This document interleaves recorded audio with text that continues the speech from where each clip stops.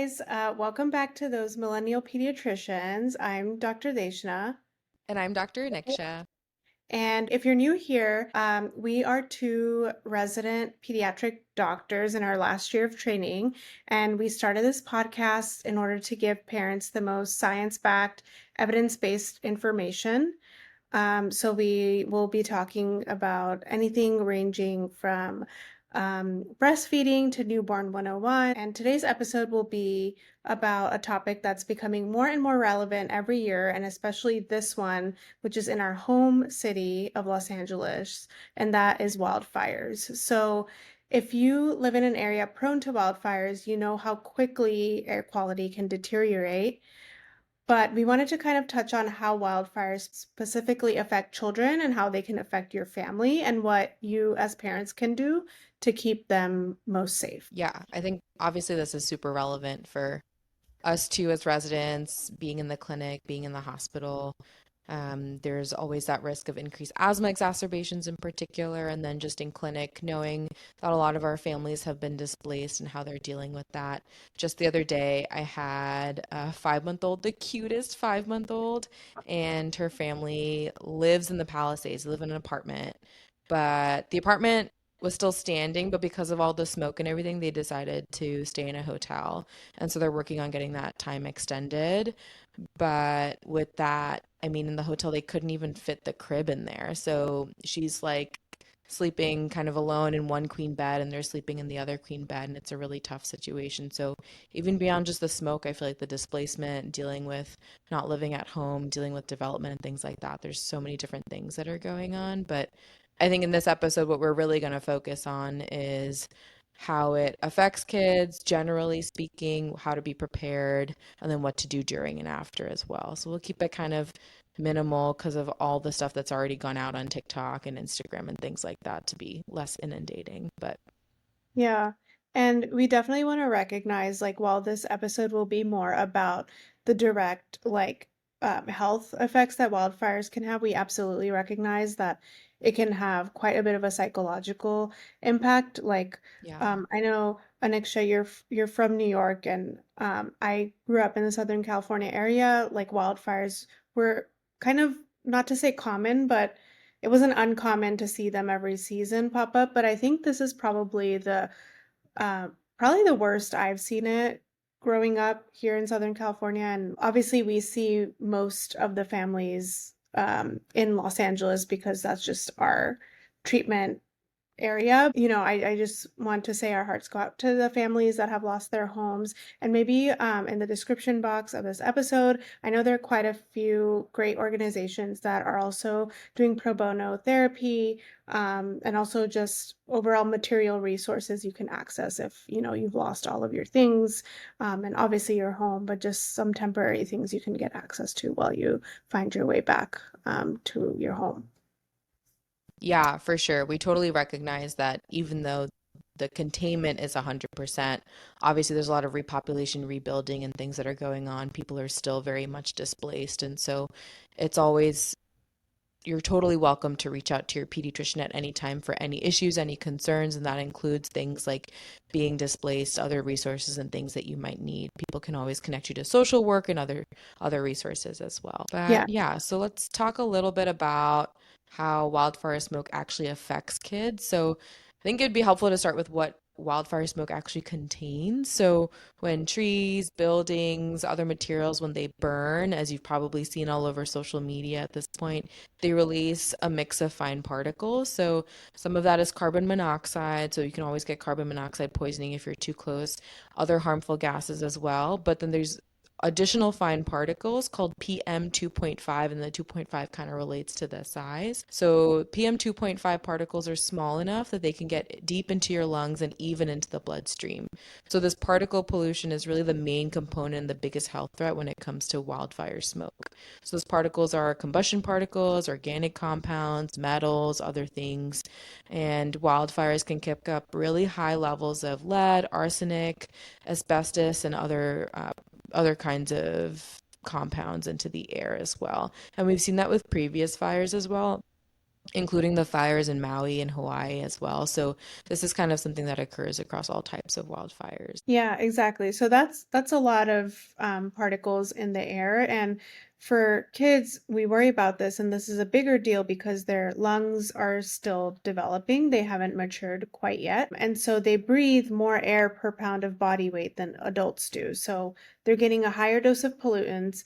They're already breathing them into, immature lungs, still developing lungs. This can trigger asthma attacks, unfortunately, and kind of worsen existing lung conditions if they have any.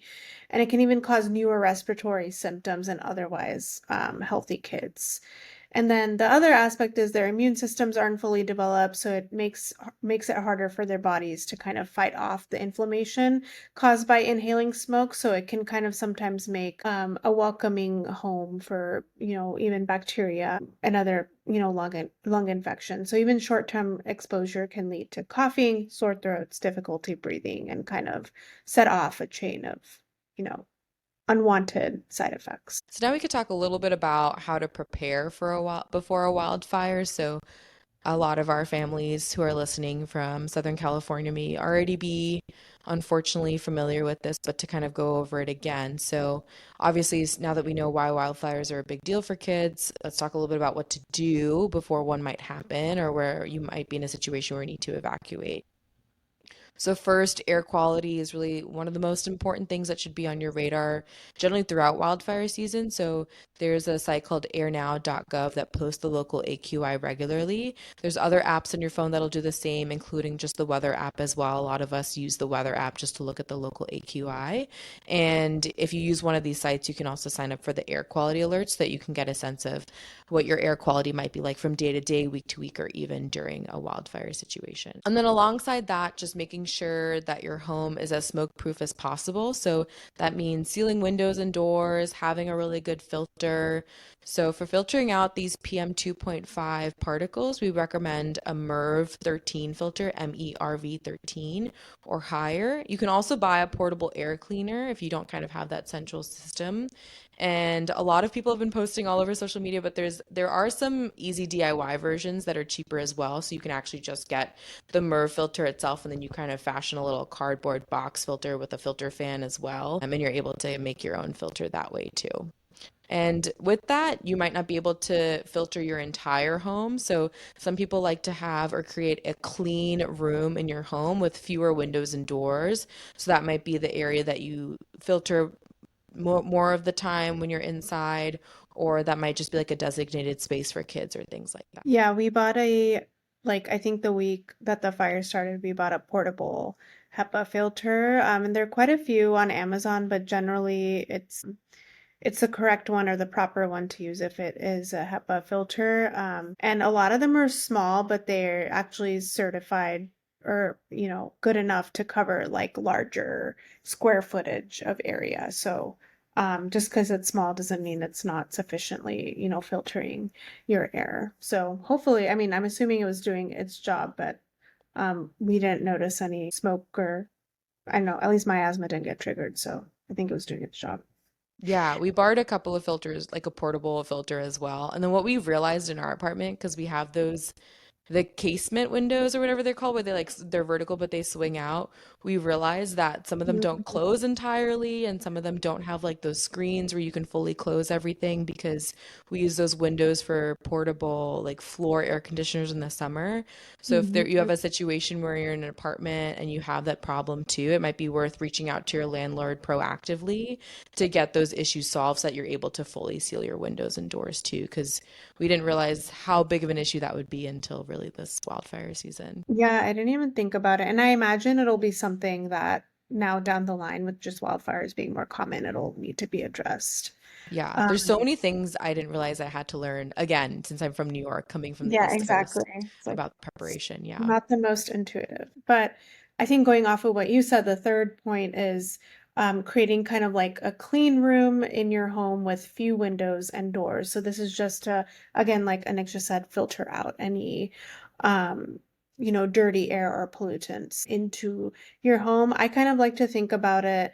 The same way we advised in our newborn episode, if there's a family who has a family member that does smoke, kind of changing clothes, getting rid of all the stuff that can seed kind of or latch onto clothes, even hair, like showering, et cetera, et cetera.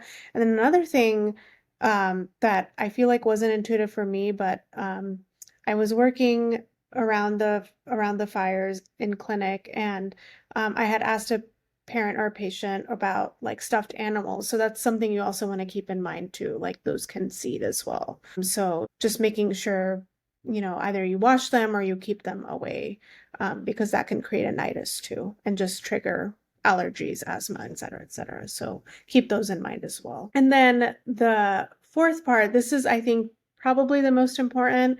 If your child has asthma or other chronic health conditions, lung disease, etc., now is the time to make sure their action plan, or we call their asthma action plan, and other health plans are up to date. So, talking to your pediatrician about having extra inhalers and medications on hand in case air quality gets bad, and then stocking up on other needed, allergy medications, and masks as necessary. And also a good idea to know where your medical records are, your medications, your disaster supplies, so that you can be ready in case of a kind of an evacuation. But definitely make sure you're not running out of an inhaler around the time like the worst trigger possible is starting, which is a fire, is probably the most important. Yeah, for sure. And of course, in LA, there were a lot of situations where people weren't able to grab medications and things like that. And a lot of physicians, including ourselves, were able to re-prescribe inhalers and re-prescribe medications that were lost. So it's not the end all be all, but it's certainly nice to just be prepared. So let's talk about kind of what to do during a wildfire. So you get the news, there's a fire very, very close in vicinity to where you live.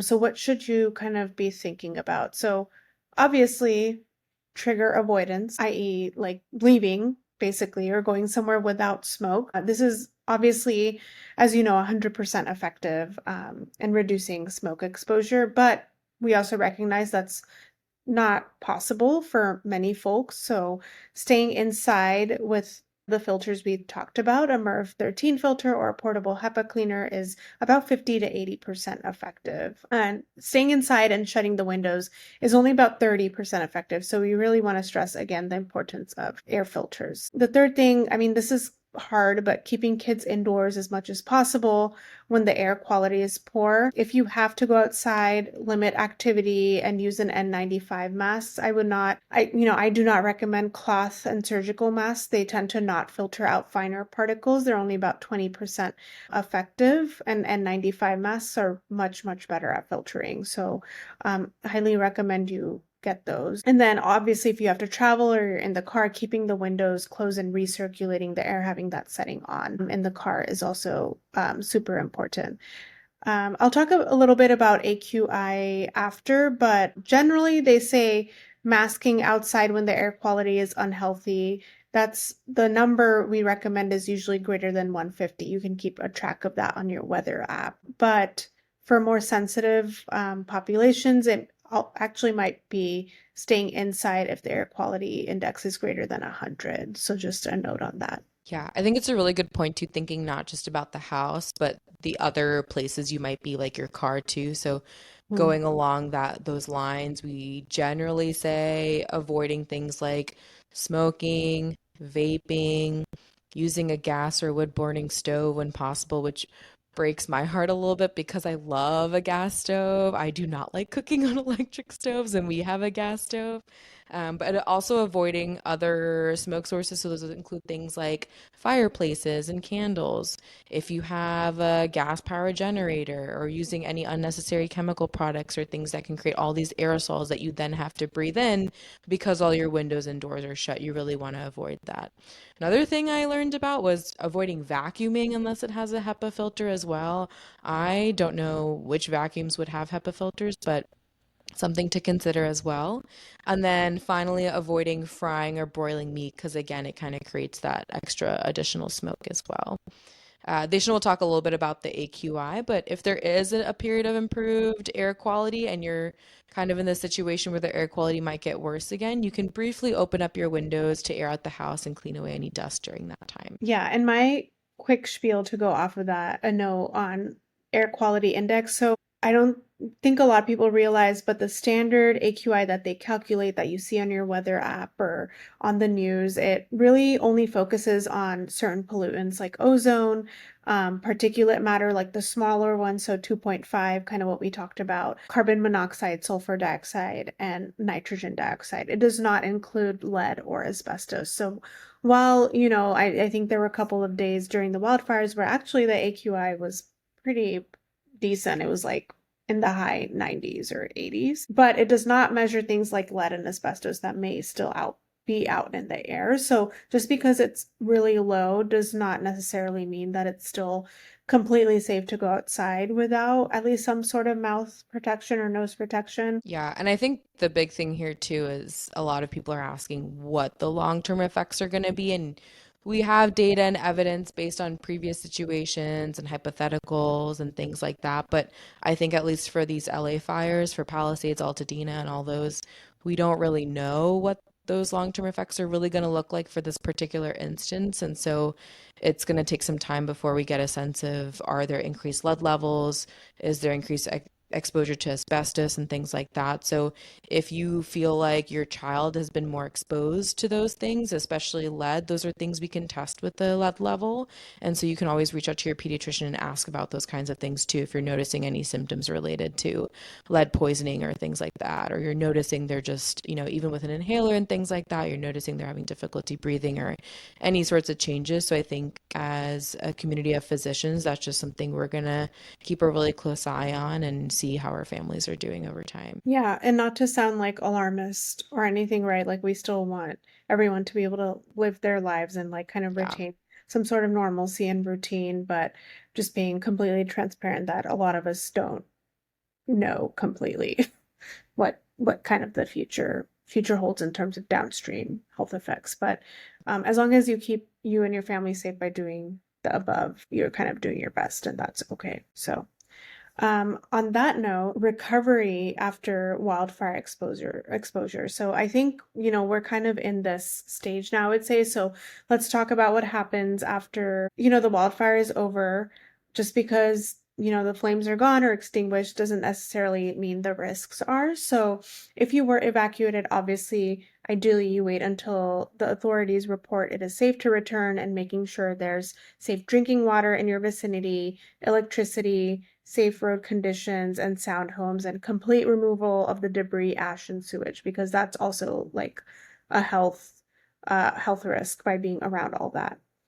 The second point, obviously, I think this is also common sense, but ideally do not bring your kids to a cleanup site or do cleanup work, because that just increases the risk of trigger exposure. Yeah, and I think a quick point on the water, which hasn't come up yet in my clinics, but Mhm. theoretically, if you're in an area where you've gone back, but you're not able to drink the water through the tap, some people are doing boiling or other methods of drinking water, but if you're drinking bottled water, you do what you got to do to have safe water, but just noting that that water doesn't have fluoride in it. And so if you have young kids who aren't getting any fluoride for their teeth, just making sure that they go to the dentist or go to their pediatrician's office if they need to make sure to get like a fluoride varnish or an extra application or something like that. That's something you can always run by your dentist too.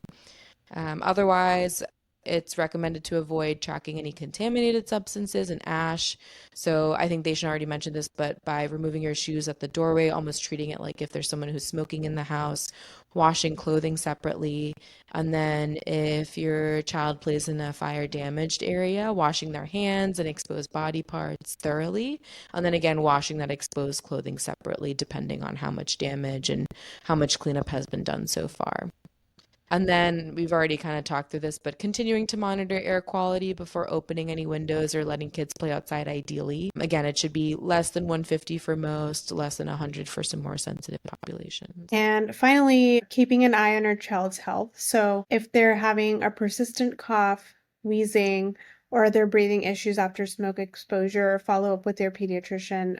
They may need to kind of alter what their current baseline regimen may be for keeping their asthma at bay. And then long-term exposure can sometimes lead to lasting lung inflammation, sometimes for months. So it's important to check in if symptoms, aren't really improving over the typical timeline or course that it usually does for like an asthma exacerbation or a viral illness, which is, a month or so. No. And then, if you're concerned for any contact with any potential hazardous substances, you can call your local poison control. We'll leave their number in the description box for this podcast episode. And then I think we briefly alluded to this earlier, but obviously wildfires can be extremely stressful for everyone in the family, including kids. It can be really stressful to not be at home, not quite know what's going on, things like that. And so you can always reach out to your pediatrician if you worry that your child is having any difficulty coping, showing any signs of stress, increase in symptoms of anxiety or depression or things like that. There are a lot of free resources that will link with this episode as well that you can reach out to. But even as pediatricians, we've been checking in with all of our patients, asking, how are you doing? How is your family doing? How are your friends at school doing? Do you have any stress because of this? So it's something that we're all doing to check in with everyone, but certainly there's a lot more resources if you need it. And I think with that, we'll just go through some key takeaways. So the first one, just to summarize, kids are more vulnerable to wildfire smoke because of their lung maturity. It's not quite yet matured, so keeping an eye on air quality is crucial.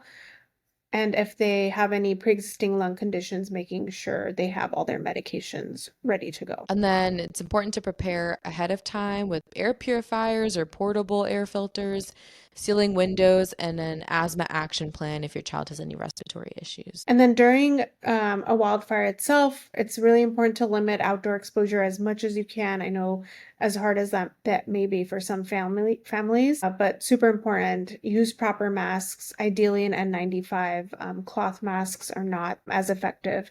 And keeping indoor air as clean as possible with filters, keeping windows closed, and avoiding bringing any smoke or ash particles into the home. And then after the wildfire, continuing to monitor air quality is really important. Clean up any residual smoke particles in your home as best as you can, and watch for any lingering respiratory symptoms in your child. And with that, this was a really short episode. I think, we meant to, or we were hoping to do this a little bit earlier, like closer to the wildfires themselves. But I think, with climate change and, just how the weather cycle here in California is, it certainly won't be the last wildfire season, unfortunately. So I think this will be a great resource to have even down the line for folks to refer back to.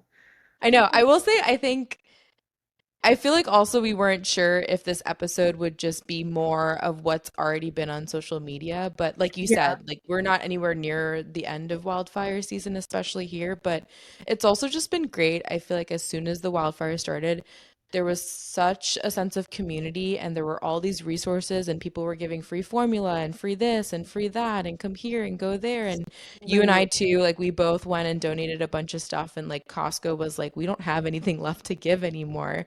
We've sold so much stuff and people were like, we don't want your donations anymore, please. We don't need volunteers. We're done. And those kids in Altadena, what is it? The Altadena Altadena girls. I was girls. going to talk about That is them. so cute. Like a teenager being like, let me help other teenagers feel some sense of normalcy. Like I feel like being an LA transplant here, it's just been so nice to see that community and seeing everyone get together. I was like so emotional that I was like, oh my God, like I feel like an LA person because I feel like this is my city. This whole episode was about how kids are vulnerable to smoke and stuff, but they're super resilient. They want to help too, and they come up with such amazing ideas. So it was really, really cool to see. All of it was really cool to see. So, with that, we'll see you guys at the next episode. If you have liked what we have to share so far, make sure to give us a rating on Spotify, leave a review, and give us a follow on our Instagram. See you next time. Catch you next time. Bye.